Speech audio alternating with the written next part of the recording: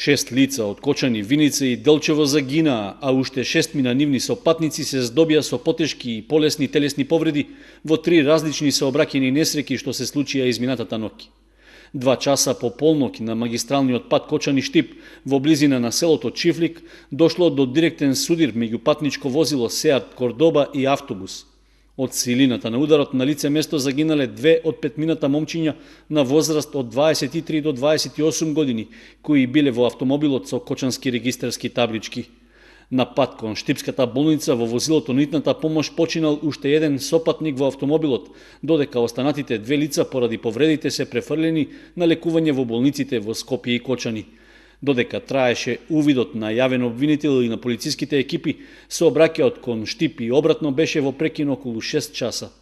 Скоро во истиот период кога се случи сообраќајката кај Чифлик, на истиот пат кај местноста Виничка крстосница, од коловозната лента излетал автомобил Пасат што го управувало 20-годишно лице од Виница. Од здобиените телесни повреди и тоа починало на лице место. Третата сообраќајна несреќа се случила 4 часа претходно кај населбата Басарица на влезот на Делчево. Во судирот во кој учествувале 4 автомобили, животите ги загубија 69 годишен возач и 61 годишна сопатничка во едно од возилата. Повредени се уште 4 лица, од кои 2 потешко.